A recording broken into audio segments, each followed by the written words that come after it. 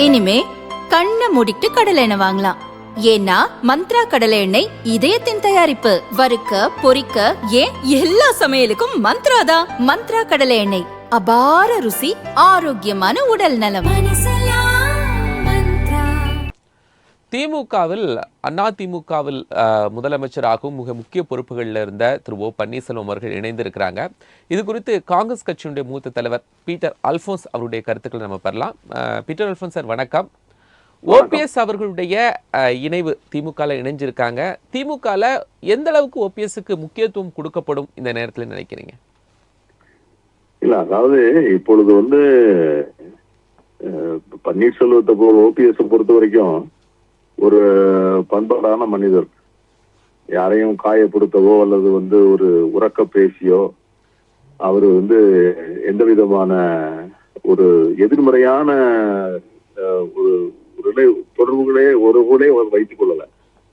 எனக்கு அவர் நினைத்து நான் அவரோட வருத்தப்படுகிறேன். ஏன்னா அவர் பாஜகவை நம்பி அவர் ரொம்ப மோசம் போனதாகத்தான் நான் நினைக்கிறேன்.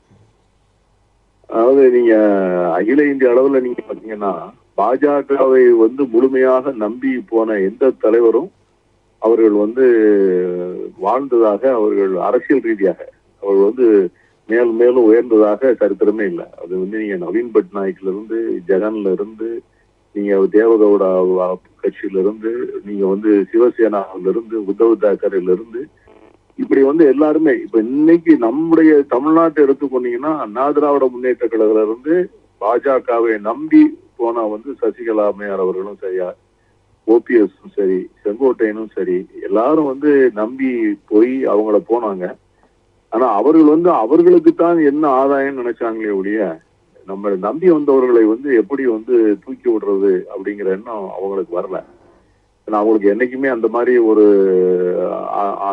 அணுகுமுறை அவங்கள்ட்ட ஒரு நாளும் பார்க்க முடியாது. ஆனா இன்னைக்கு முதலமைச்சர் ஸ்டாலின் அவர்கள் இன்னைக்கு எல்லோரையும் அரவணைத்து சொல்லக்கூடிய ஒரு தலைவராக அவர் உருவாகி இருக்கிறார். அது கலைஞர்கிட்ட ஒரு தடவை நான் பேசும்போது சொன்னாரு, நான் அவரை ஒரு ரொம்ப கடுமையாக விமர்சித்த ஒருவர்.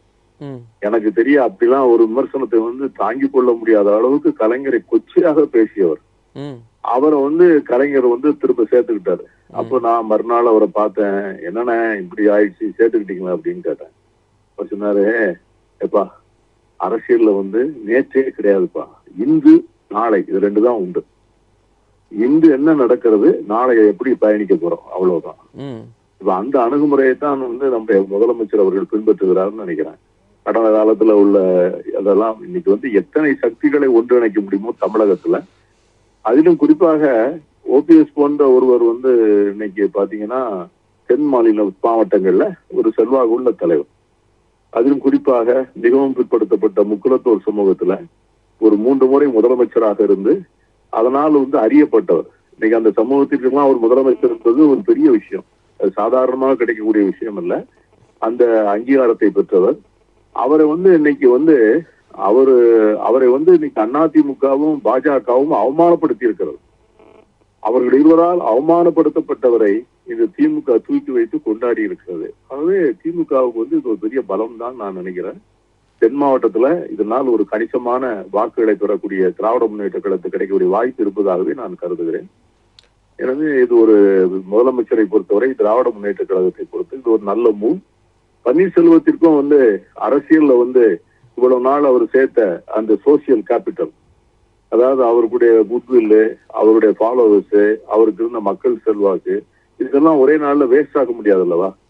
ஆகவே அதெல்லாம் ஒரு சரியான தலைமைக்காகவும் ஒரு சரியான காரணத்துக்காகவும் அதை டிரான்ஸ்பர் பண்ணி கொடுக்கறதுக்காகத்தான் இந்த மாதிரி ஒரு முடிவு எடுத்திருக்காருன்னு நான் நினைக்கிறேன்.